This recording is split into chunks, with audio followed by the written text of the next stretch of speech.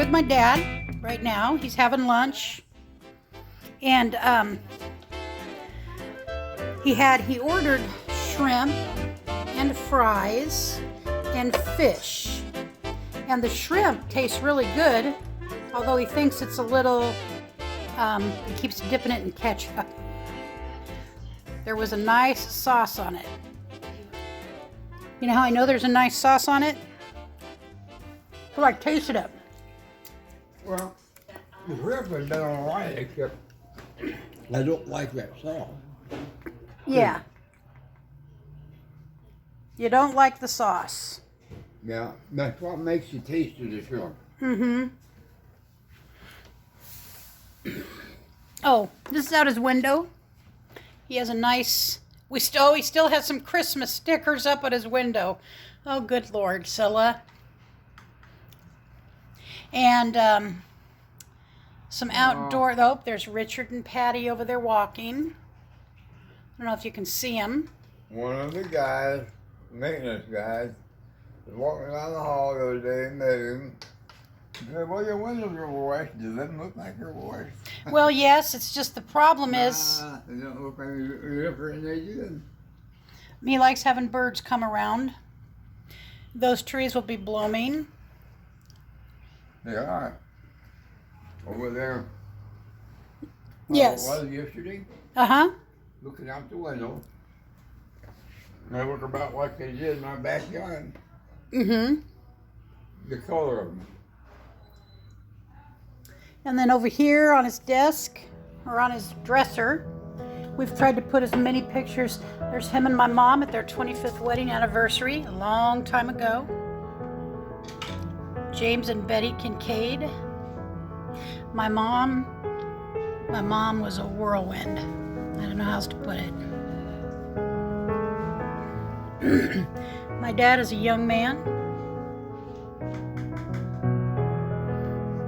He was in the Navy in him and my mom's wedding picture.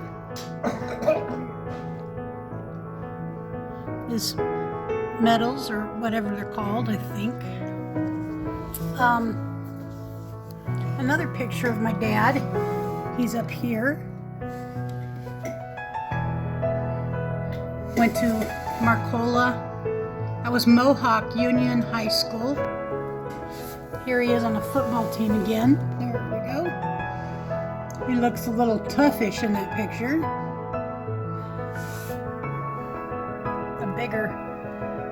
A bigger picture of my parents' wedding picture. Yeah, my mom was a force to be reckoned with, for damn sure. Probably given instructions there. And his grandsons, Wyatt and Jackson, sweet little boys. And then this is a picture of my dad. It's really young.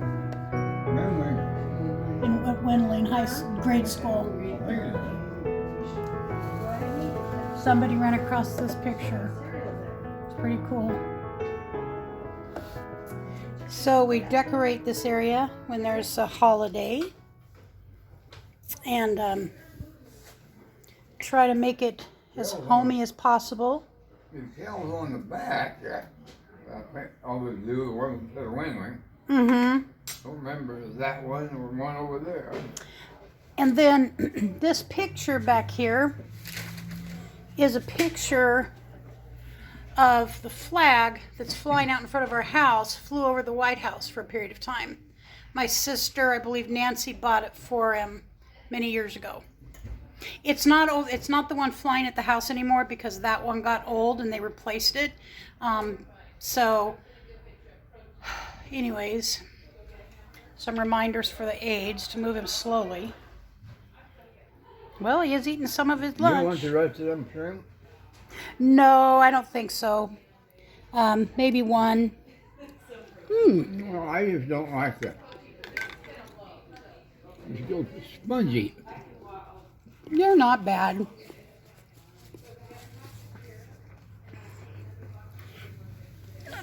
Pick up the newspaper.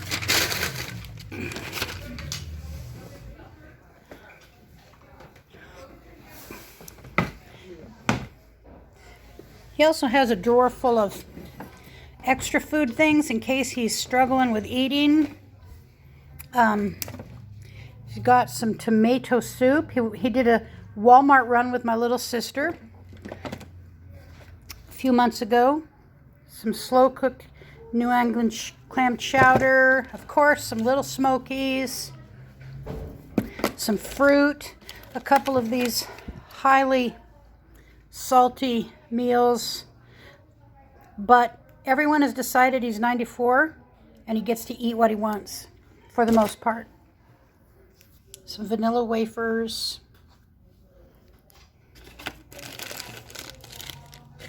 Caramel. Do you want these caramels? How come they're not out? I don't know. There's a few left. We'll put those on your tray. I just haven't been eating it. Yeah, that's... And there's his wheelchair, his electric wheelchair. They use a lift to put him in it and get him out of it, in and out of bed.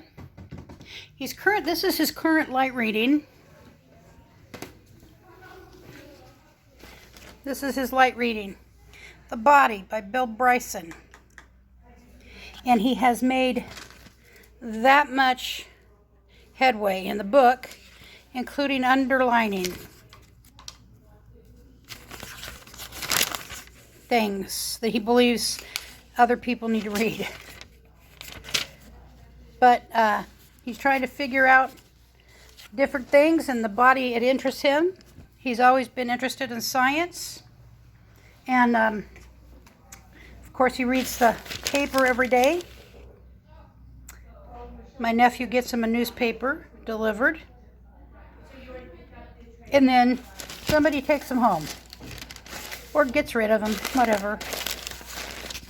So that's pretty much what happens with Daddy-O. Do you have any advice for people about life? Who, me? Yeah? You had 94 years of it. Start it. Don't start it. Well, we're talking to the people who've already started life. Well, they better start learning what's going on, how to go around things that shouldn't be there. Overcoming barriers. Yeah. Yeah. I know a couple people doing that. Well,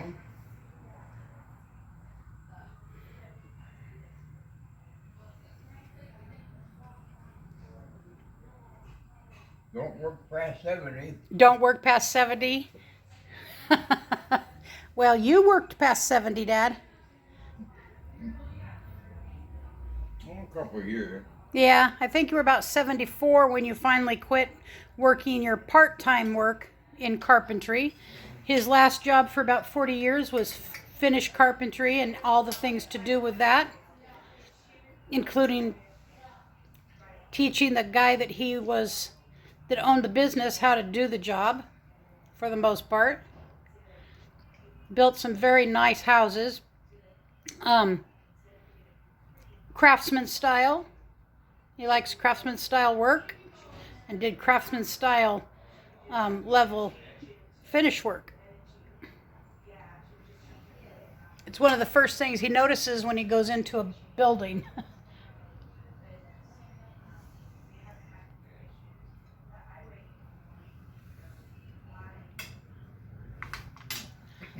Okay, see you later.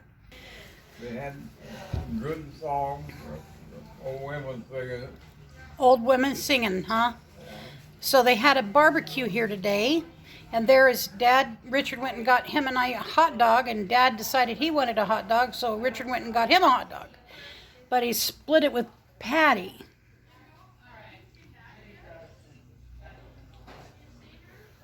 And That's all.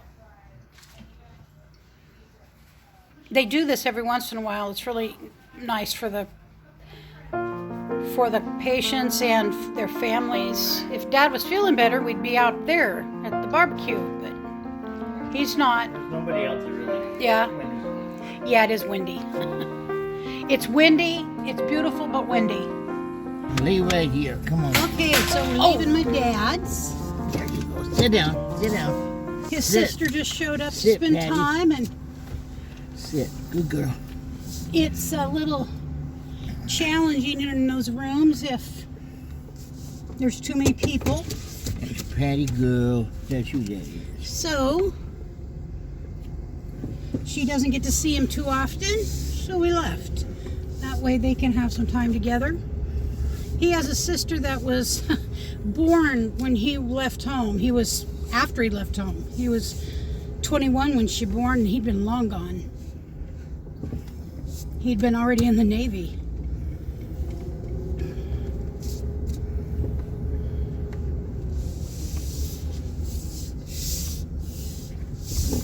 I hate it when that truck is there, even though I know there's nothing there. People go zipping down roads fast, and so You gotta watch out. gots to watch out. So we're gonna head back home so I can make dinner. We can be ready for the live feeds, the live chats, and we're gonna go through just drive through one of our parks, and then we're gonna get out, I believe, and maybe walk through the rose garden for a few minutes, since we're getting started home earlier than I thought we would.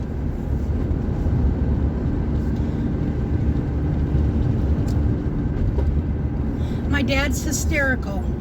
You know, he spent his life generally giving service in one form or another. First in the military, and then working every day of his life until he was about 72 to 75 years of age. The last 5 or so years he just worked part-time, and he could work on his own terms, but still the man got up and went to work in his 70s at a laborious job. And so in between all those years, he was a fireman for a chunk of it. Volunteer, by the way, volunteered his time. He got like $25 a month for doing it. But he loved doing it. He's the person that always ran into the fire full speed ahead. When he finally was out of the fire department, he was a battalion chief. He knew how to train. He knew how to tell these young men, and it was all young men at the time, how to do the job of being a safe fireman. He had no fear of the fire. He respected it, but he had no fear. Our whole family was involved in the auxiliaries, which meant events together, camping, potlucks, picnics, you name it. We went down and just hung out at the fire department upstairs and played pool and just hung around. It was actually really good atmosphere. And then as EMTs were coming on the scene, he was offered the opportunity, but because he still had 4 kids that he was responsible for, his wife, his mother, and his sister, he chose to, because he'd had advanced first aid, he chose to let the younger men who didn't have families take that training. Otherwise, my dad would have been a great, an exceptional EMT in that first wave of EMTs. And every doctor that he comes in contact with cannot believe he is as intellectually together as he is. Now, he has spots in time where he's a little confused about really current things, but I'm telling you, anything historical, my dad has locked down in his mind, and it is not going anywhere. And he and my mom were married for 44 years when she died, and my mom really was like a force of nature. She was the hub, the center of the universe. In many ways, not great example of that, but it was what she knew.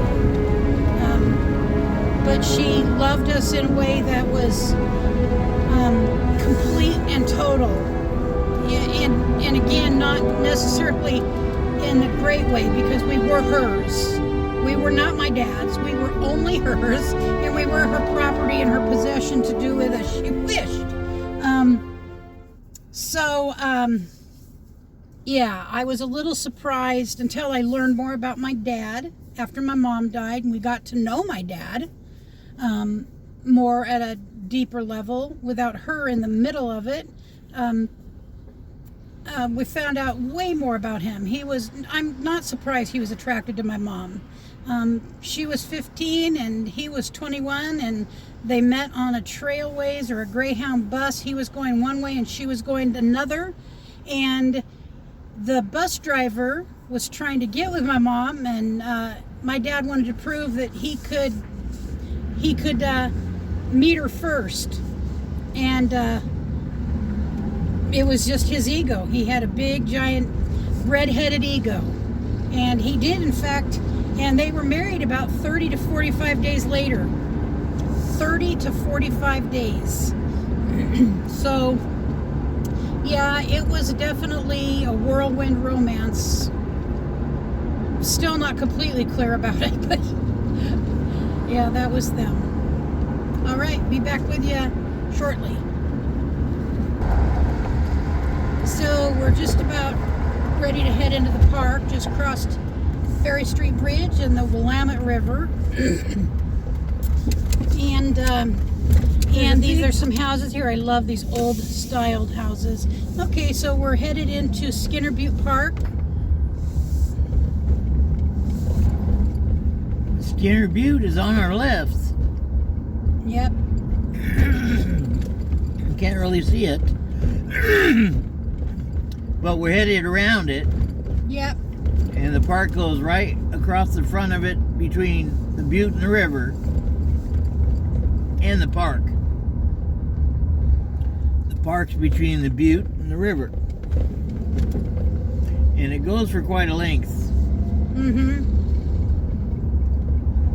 I would imagine close to probably 3/4 of a mile. Maybe we could turn it a little bit to see the river. It's a really nice park. It has lots of foot A lot traffic. of shaking going on here. I'll try to hold it steady here. Oh yes, this is It's a so very bumpy road. very bumpy road. I'm sorry. You got those bumps anyway. No, I didn't. I did not feel it at all. All right. When we have storms, this ends up being closed because their trees come down. They try to get things cleared out to abate that, but doesn't always work. Park. So we're going to go up here. There is a bicycle path all the way through the park, Thank you. right along the river. It goes from River Road all the way through the park. The entire park system, pretty much. You know, you can go from Eugene, one side of Eugene, clear through Eugene, all the way through Springfield Yep. on a bicycle. It's many, many, many, many miles. And they spend many, many, many, many, many dollars on it. So just up here a block, and this is one of the not considered the best area of town, but it is certainly some beauty in here. But we're going to the Rose Garden, Which is down here. which I personally love. We do have, as many towns do, a homeless problem. There's a homeless person there. And, yep, That was a tent of a homeless person. right. We have a lot of that going on right now. A lot of apartment buildings in Eugene that Are full. and their rent is sky high. Yep, it is sky high. The house is even worse. Oh, yes. Our son brought home a brochure of a new apartment complex, brand new apartment complex, and a studio is about $1,200 a month.